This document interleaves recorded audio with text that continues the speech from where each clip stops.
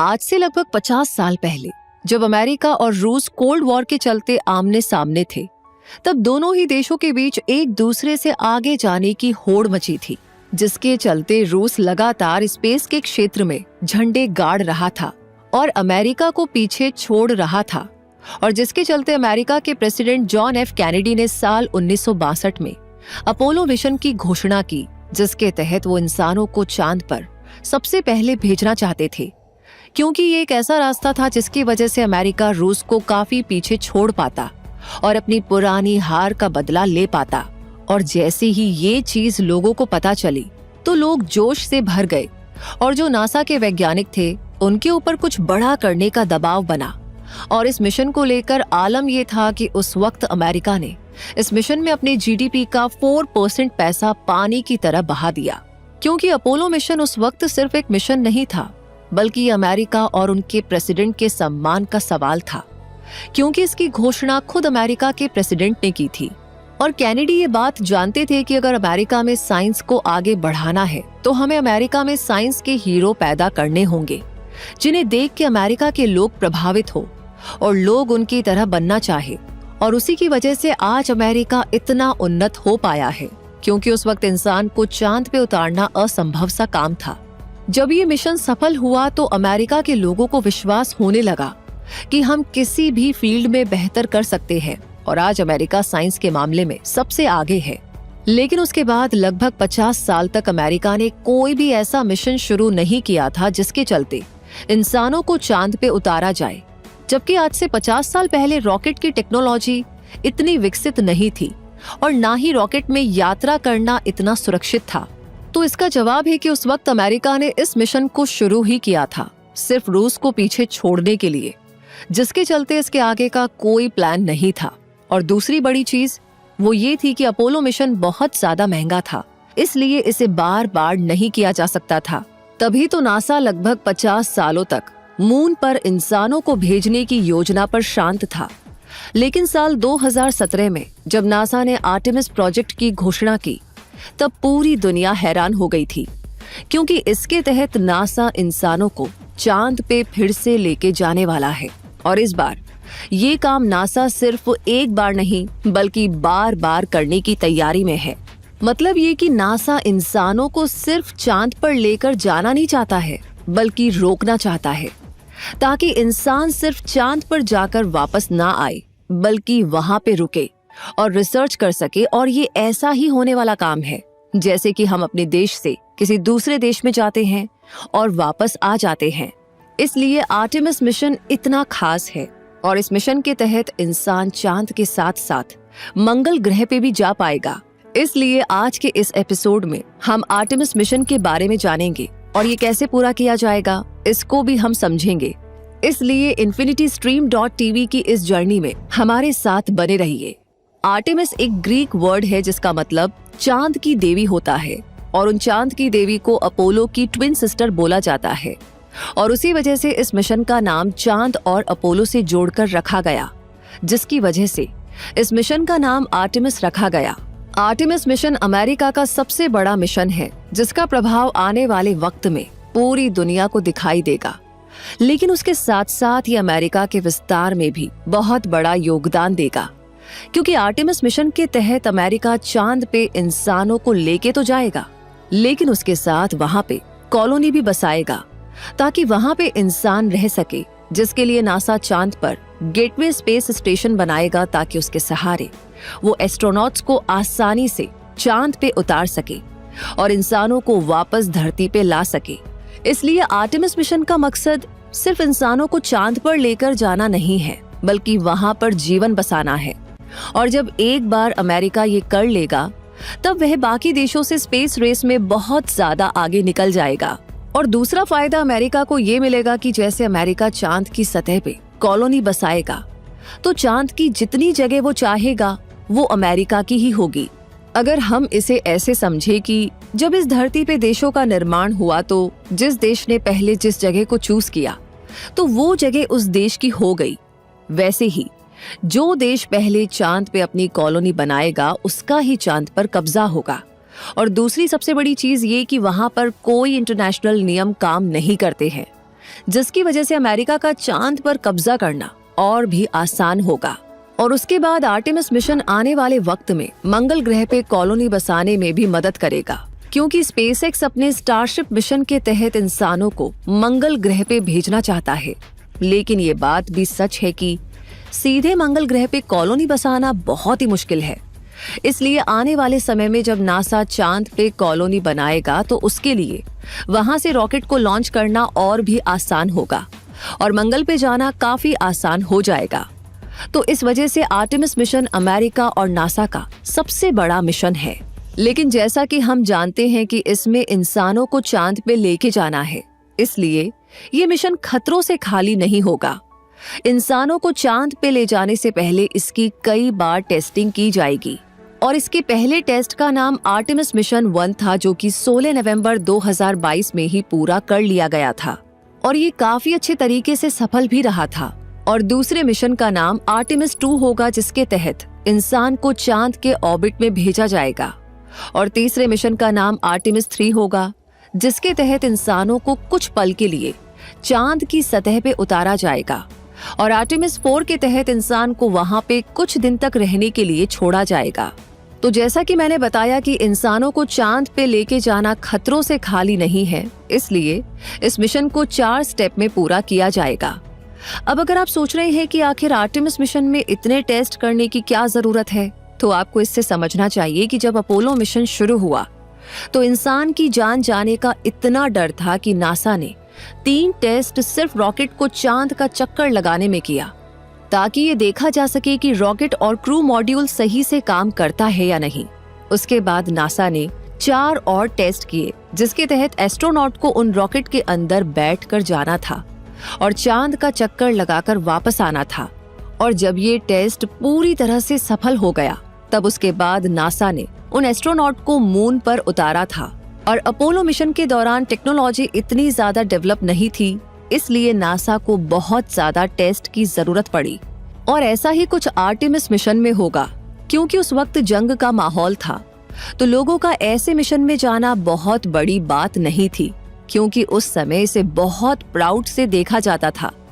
लेकिन आज समय अलग है, इसलिए आज नासा किसी भी कीमत पर लोगों की जान खतरे में नहीं डाल सकता। तभी तो इस मिशन में नासा टेस्ट से लेकर के स्पेसक्राफ्ट में काफी अच्छे तरीके से काम कर रहा है, जिसकी वजह से इस बार एस्ट्रोनॉट का शूट भी ऐसा बनाया गया है कि अगर मिशन के दौरान कोई भी दिक्कत आती है तो एस्ट्रोनॉट उस सूट के सहारे स्पेस में लगभग 10 दिन तक जिंदा रह पाएंगे। और इस वजह से इन एस्ट्रोनॉट को बहुत ही आसानी से स्पेस से वापस ला पाएंगे और उनकी जान किसी भी कीमत पर बचा पाएंगे। अब अगर आर्टेमिस मिशन की बात करें तो इसमें जो स्पेसक्राफ्ट होगा वो 2 हिस्सों में बटा होगा, जिसमें पहला हिस्सा स्पेस लॉन्च सिस्टम, जिसे SLS भी कहा जाता है, जिसका काम ओरायन स्पेसक्राफ्ट को चांद पर लेकर जाना है। और ओरायन स्पेसक्राफ्ट एक कैप्सूल है जिसमें एस्ट्रोनॉट बैठकर चांद पर जाएंगे और साथ ही साथ इसमें और भी सामान मौजूद होंगे। अब अगर हम SLS की बात करें तो ये काफी ताकतवर लॉन्चिंग सिस्टम है और जब ये लॉन्च होता है तब ये लगभग 32 F-15 जेट इंजन के बराबर थ्रस्ट पैदा करता है। और SLS का निर्माण ही ऐसे किया गया है ताकि आने वाले समय में इसका उपयोग और भी मिशन में किया जा सके, क्योंकि कभी कभी स्पेस एजेंसी ऐसे लॉन्चिंग सिस्टम तैयार करते हैं जिसमें खर्चा बहुत आता है, लेकिन उनका यूज सिर्फ एक टाइप के मिशन में हो पाता है। क्योंकि अपोलो मिशन के दौरान जब सैटर्न V लॉन्चिंग सिस्टम तैयार किया गया था तो उस दौरान उसका यूज सिर्फ अपोलो मिशन में ही हुआ था, जिसकी वजह से नासा का बहुत पैसा बर्बाद हुआ। इसलिए नासा ऐसे रॉकेट इंजन बनाना चाहता है जिसका कई मिशन में यूज किया जा सके। तभी तो SLS में सबसे खास RS-25 इंजन है, जिसका यूज नासा लगभग हर लॉन्च सिस्टम में करता है। और इंजन को अपोलो मिशन के दौरान बनाया गया था ताकि इसका use Saturn V launch system में किया जा सके। और इस इंजन को अमेरिका के रॉकेटडाइन कंपनी के द्वारा बनाया गया था, जिसका काम रॉकेट इंजन को डिजाइन करना और बनाना था। और ये इतना खास था कि नासा इसका यूज अपने सभी लॉन्च सिस्टम में करने लगा। और आज एक SLS में लगभग 4 RS इंजन यूज किए जाते हैं और हर एक इंजन का थ्रस्ट लगभग 8 F-15 जेट इंजन के बराबर होता है। और इसकी साइज की बात करें तो ये 14 फीट लंबा और 8 फीट चौड़ा होता है, जिसकी वजह से इसका भार एक कार के बराबर होता है। और इस वजह से वैज्ञानिक मानते हैं कि SLS इतना ताकतवर है कि ये सिर्फ चांद पे नहीं बल्कि मंगल ग्रह पे आसानी से जा सकता है। और इसके थ्रस्ट में इतनी ताकत होती है कि ये 32 मंजिल मकान को भी उछाल सकता है। और अगर SLS के आकार की हम बात करें तो ये लगभग 100 मीटर लंबा और इसका भार लगभग 2500 टन के आसपास है। और इसकी स्पीड लगभग 18,000 माइल्स पर आवर के पास है, क्योंकि इसके अंदर जो फ्यूल यूज किया जाता है वो लिक्विड ऑक्सीजन और लिक्विड हाइड्रोजन होता है, ताकि ये काम के समय में ज्यादा से ज्यादा थ्रस्ट पैदा कर सके। और जब नासा ने SLS को बनाने का सोचा तो उन्होंने इसका कॉन्ट्रैक्ट साल 2011 में प्राइवेट कंपनीज को दे दिया। और जब ये बनकर तैयार हुआ तो इसका खर्च लगभग $24 बिलियन हो चुका था। और इस वजह से ये अब तक का सबसे महंगा लॉन्च सिस्टम बन चुका था। और आपको जानकर हैरानी होगी कि जब ये लॉन्च होता है तब इसके एक लॉन्च का कॉस्ट लगभग $2 बिलियन के आसपास होता है, जबकि ये एक रीयूजेबल रॉकेट है और इसके बाद भी इसका खर्च इतना ज्यादा होता है। और अब अगर हम स्पेसक्राफ्ट के सबसे अहम भाग की बात करें तो उसका नाम है ओरायन स्पेसक्राफ्ट। और इसी में हमारे एस्ट्रोनॉट बैठकर यात्रा करेंगे और चांद पर जाएंगे। और इसी वजह से इसे ओरायन कैप्सूल कहा जाता है, क्योंकि ये SLS के ऊपर वाला भाग होता है जिसमें एस्ट्रोनॉट के साथ साथ पेलोड भी होता है। और ओरायन का डिजाइन और स्ट्रक्चर लगभग अपोलो मिशन के कैप्सूल के जैसा है, बस उसका साइज पहले के मुकाबले थोड़ा बड़ा कर दिया गया है। और इसमें एस्ट्रोनॉट के रहने की क्षमता को बढ़ा दिया गया है, इसलिए ओरायन कैप्सूल में 2 से लेकर 6 एस्ट्रोनॉट जा सकते हैं। अब अगर ओरायन की बात करें तो इसके मुख्य 3 भाग हैं, जिसमें सबसे पहले आता है लॉन्च अबॉर्ट सिस्टम, जिसका काम उड़ान के समय स्पेसक्राफ्ट के हवा से टकराने पर उसकी रक्षा करना होता है। और उसके लिए लॉन्च अबॉर्ट सिस्टम को ऐसा बनाया गया है कि उसके ऊपर का भाग काफी ज्यादा नुकीला होता है, जिसकी वजह से ये हवा को चीरते हुए आगे बढ़ता है। और इस वजह से ज्यादा स्पीड होने के बाद भी ओरायन पूरे तरीके से सुरक्षित रहता है। और इस वजह से जब SLS उड़ान भरता है तब शुरू के लगभग 2.5 मिनट तक पैदा होने वाले प्रेशर को भी कंट्रोल करता है।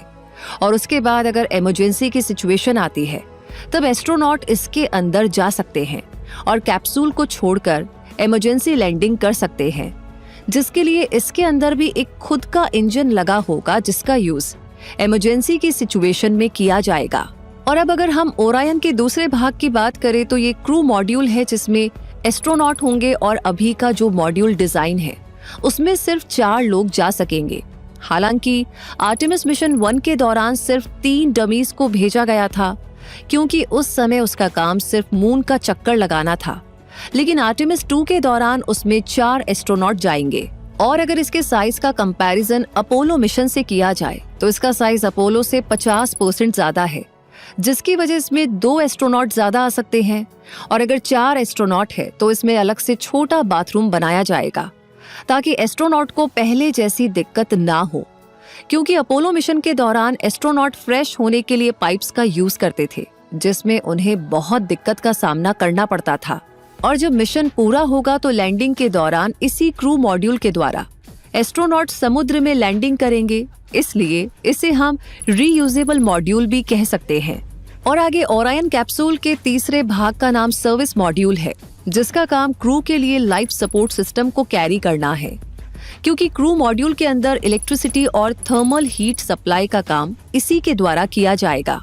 और उसके साथ इसका काम फ्यूल को भी कैरी करना है, क्योंकि जब ओरायन SLS से अलग होगा तो सर्विस मॉड्यूल में मौजूद इंजन इसको आगे का सफर कराएंगे।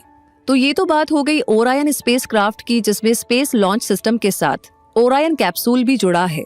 और अब अगर हम आर्टेमिस मिशन 1 की बात करें तो ये 16 नवंबर 2022 को शुरू हुआ था। और इसका पहला प्रोसेस रॉकेट के दोनों तरफ लगे सॉलिड बूस्टर से शुरू होता है, जिसके लिए सॉलिड बूस्टर जब बर्न होता है तो ये लगभग 8 मिलियन पाउंड का थ्रस्ट पैदा करता है, जिसकी वजह से रॉकेट महज 90 सेकंड में मैक्स क्यू की स्पीड तक पहुंच जाता है। यानी ये अपनी मैक्सिमम स्पीड तक पहुंचने में सफल रहता है और लगातार 2 मिनट तक सॉलिड बूस्टर बर्न होता रहता है। उसके बाद ये अपना फ्यूल खत्म कर देता है सॉलिड बूस्टर के अंदर सॉलिड फ्यूल भरा जाता है और जब ये सॉलिड बूस्टर बर्न होता है तो सीधे फ्यूल खत्म होने के बाद ये रुकता है और इसका काम स्पेसक्राफ्ट को सीधे ऊपर की तरफ लेकर जाना होता है और धरती के ऑर्बिट में छोड़ना होता है। और जब ये फ्यूल खत्म हो जाता है तब सॉलिड बूस्टर स्पेसक्राफ्ट से अलग हो जाता है। उसके बाद ये स्पेसक्राफ्ट अपने तीसरे मिनट में वेट को कम करने का प्रोसेस शुरू करता है और उसके बाद इसका लिक्विड इंजन भी शुरू हो जाता है जो कि लगभग 8 मिनट तक चलता है, जिसे कोर स्टेज भी कहा जाता है। और जब ये प्रोसेस पूरा होता है तब लिक्विड इंजन अपना फ्यूल खत्म कर चुका होता है और उस दौरान ये ओरायन स्पेसक्राफ्ट से अलग हो जाता है। अब आगे के काम ओरायन का इंटरम क्रायो प्रपल्शन करेगा जो ओरायन को बूस्ट देता रहेगा और उसी दौरान यह अपना सोलर पैनल खोलेगा ताकि यह सूरज से ऊर्जा ले सके और फिर धरती का पहला ऑर्बिट पूरा करेगा। और जब ये अपना पहला ऑर्बिट का चक्कर लगा रहा होगा तो उस दौरान ये अपने 13 क्यूब सैटेलाइट को स्पेस में छोड़ेगा। और अगर हम इन छोटे क्यूब सैटेलाइट की बात करें तो ये 10 सेंटीमीटर लंबे, 20 सेंटीमीटर चौड़े और महज 30 सेंटीमीटर के हाइट वाले होते हैं। और इन सैटेलाइट का यूज रेडिएशन के प्रभाव को चेक करने के लिए किया गया है। और इस प्रोसेस के बाद ओरायन अपनी ट्रांसलूनार इंजेक्शन प्रोसेस को शुरू करेगा जो लगभग 20 मिनट तक चलेगा। और इस प्रोसेस में ओरायन धरती के ऑर्बिट से निकलकर चांद की तरफ जाता है और जिसके लिए ओरायन अपने थ्रस्टर का यूज करके धरती के ऑर्बिट को छोड़ता है, जिसकी वजह से ओरायन की स्पीड एक गन से फायर किए गए बुलेट से ज्यादा होती है। इसकी वजह से ओरायन अपने अधिकतम स्पीड में पहुंच पाता है और चांद तक पहुंच पाता है। और जब ये चांद तक पहुंचता है तब ये उसके चक्कर लगाता है और धरती की तरफ वापस आ जाता है। मतलब कि इसका काम सिर्फ चांद के पास से होकर गुजरना था और इसलिए ये चांद की सतह से महज 62 माइल्स की दूरी से होकर गुजरता है। और ये चांद का पहला चक्कर लगाते हुए धरती की तरफ मुड़ जाता है और अब इसका आखिरी काम लैंड करना होता है, जिसके लिए ये वापस धरती के ऑर्बिट में आता है। तब ये सबसे पहले अपने सर्विस मॉड्यूल को अलग कर देता है क्योंकि अब उसका काम खत्म हो चुका होता है और अब सिर्फ क्रू मॉड्यूल बचा होता है। और इस क्रू मॉड्यूल का पैसिफिक ओशियन में गिरना होता है, लेकिन पैसिफिक ओशियन में गिरने से पहले इसकी स्पीड को कम करना होता है क्योंकि लैंड करते समय ओरायन की स्पीड लगभग 25,000 माइल्स पर आवर के आसपास होती है, जिसकी वजह से जब ये धरती के एनवायरनमेंट में घुसती है तब रेजिस्टेंस की वजह से इसका टेम्परेचर लगभग 5000 डिग्री फ़ारेनहाइट तक पहुंच जाता है। क्रू मॉड्यूल का कैप्सूल एकदम आग के गोले में बदल जाता है और फिर इसकी स्पीड थ्रस्टर के द्वारा और कम की जाती है, जिसकी वजह से इसकी स्पीड लगभग 200 माइल्स पर आवर के आसपास पहुंच पाती है। और जब ये स्टेज पूरा होता है तब ये अपने आखिरी पड़ाव पे होता है, जिसमें ये पैसिफिक ओशन के एकदम करीब पहुंच चुका होता है। और अब यहाँ से कैप्सूल के पैराशूट खुलने शुरू हो जाते हैं और एक के बाद एक लगातार कई पैराशूट खुलते हैं, जिसकी वजह से इसकी स्पीड लगभग 25 माइल्स पर आवर के पास पहुंच जाती है। और तब ये कैप्सूल बहुत ही आसानी से पैसिफिक ओशन में लैंड करता है।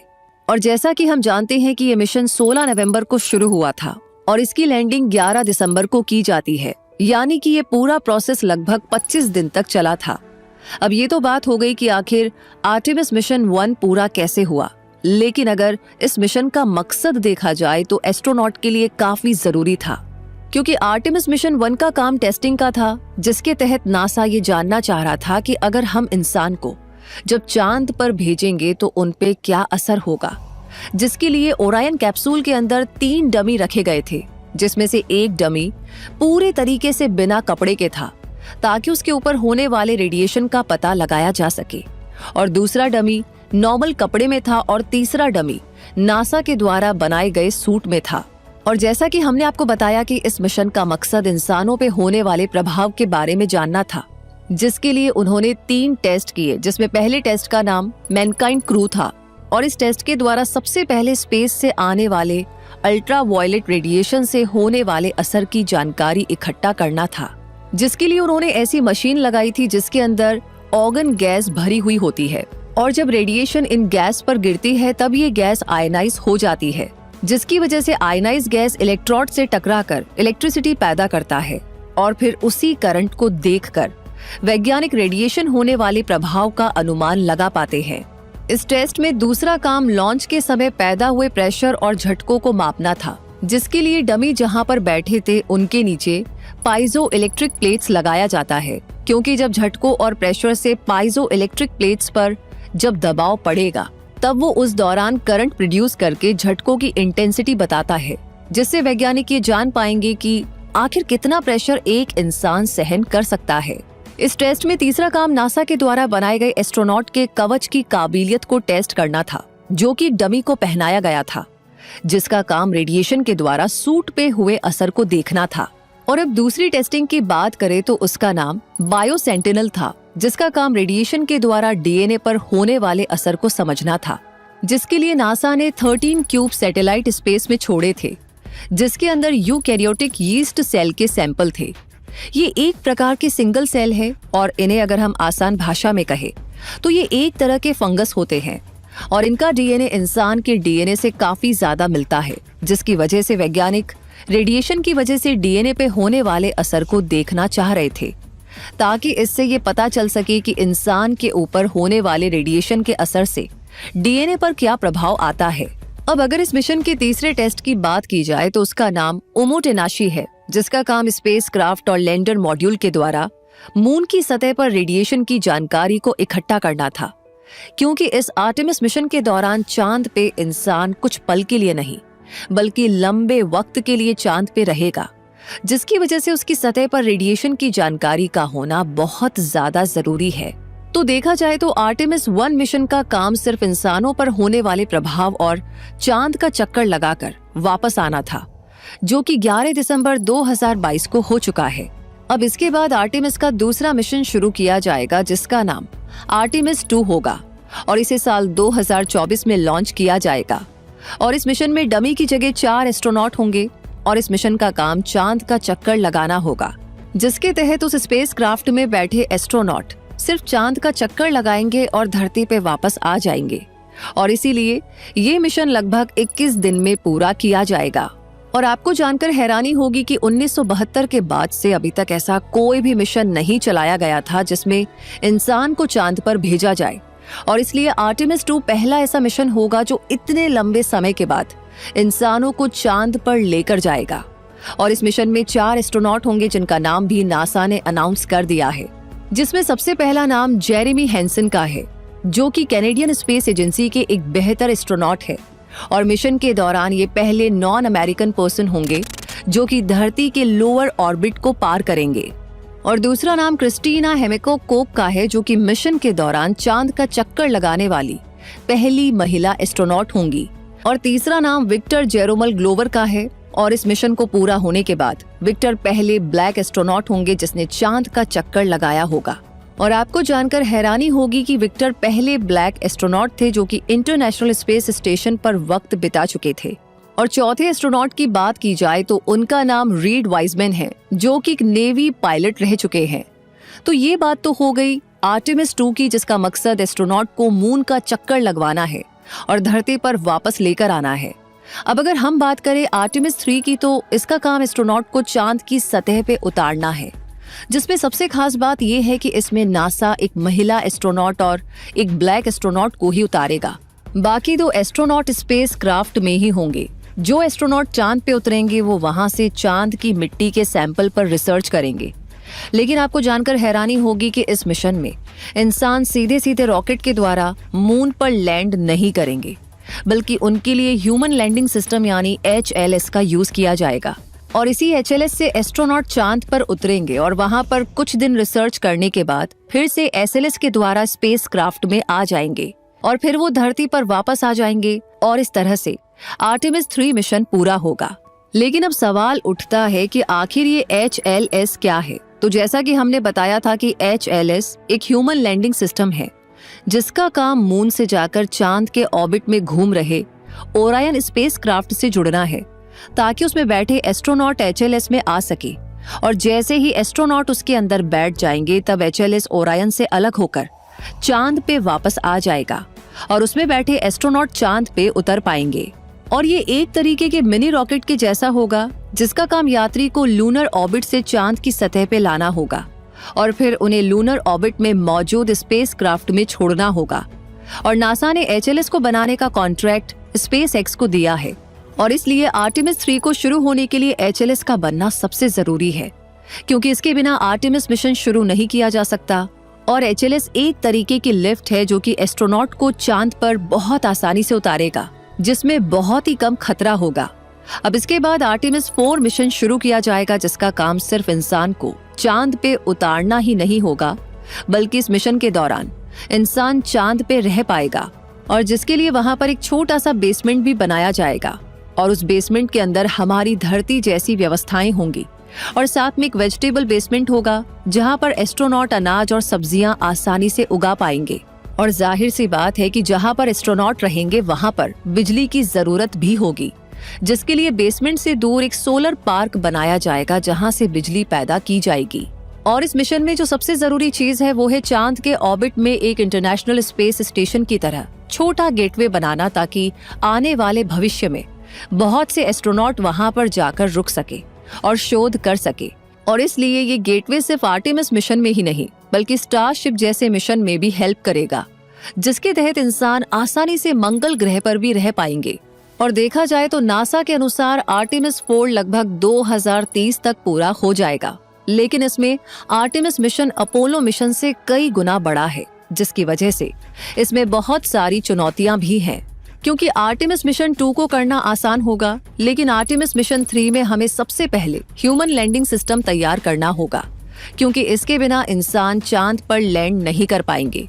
इसलिए जितना समय HLS को बनाने में लगेगा उतना ही समय आर्टेमिस मिशन 3 को पूरा करने में लगेगा। और सबसे ज्यादा समस्या आर्टेमिस मिशन 4 में आएगी, जिसमें हमें गेटवे के साथ साथ बेसमेंट भी बनाना होगा, जिसके लिए हमें बहुत सारा सामान लेकर जाना होगा और उसके लिए हमें बहुत ज्यादा रॉकेट लॉन्च करने होंगे ताकि हम गेटवे और बेसमेंट बना पाए। और इसलिए अगर देखा जाए तो आर्टेमिस मिशन को पूरा होने में काफी ज्यादा समय लगने वाला है। वैसे आर्टेमिस मिशन में सबसे बड़ी समस्या पैसे को लेकर आ सकती है, क्योंकि अगर हम सिर्फ आर्टेमिस के 2021 से लेकर 2025 तक के बजट की बात करें तो वो लगभग $53 बिलियन के आसपास है। और अगर इसके टोटल बजट की बात की जाए तो वो लगभग $93 बिलियन का है। अब अगर हम इस बात पर ध्यान दें कि ये तो सिर्फ मिशन पे खर्च होने वाला पैसा है, पर अगर हमें इंसान को वहां पे बसाना है तो ये कॉस्ट आगे चलकर बहुत कम होनी चाहिए। क्योंकि अगर ये कॉस्ट नासा बहुत कम नहीं करता है तो आने वाले समय में एक बार तो आर्टेमिस मिशन पूरा हो जाएगा, लेकिन हर बार लॉन्चिंग के लिए अमेरिकी गवर्नमेंट इतने पैसे खर्च नहीं कर पाएगी और इस वजह से आर्टेमिस का भविष्य खतरे में पड़ सकता है। तो इसलिए इसमें सबसे ज्यादा जरूरी है इसकी कॉस्ट, यानी कि इसकी लागत को कम करना। अगर देखा जाए तो आर्टेमिस के सामने भले ही बहुत सारी चुनौतियां हो, लेकिन यही वो मिशन है जो इंसानों को चांद पे रहना सिखाएगा और इस तरह चांद हमारा दूसरा घर बन पाएगा। तो इस तरीके से आर्टेमिस मिशन के बारे में आपने जाना। वैसे आपकी इस बारे में क्या राय है? आपको क्या लगता है फ्यूचर में आपका क्या प्रेडिक्शन है? हमें कमेंट सेक्शन में जरूर बताएं। इसी टाइप की और भी डॉक्यूमेंट्रीज आपको मिलेगी infinitystream.tv पर, तो सब्सक्राइब करना बिल्कुल ना भूलें। तब तक के लिए रूबी आपसे कहेगी धन्यवाद।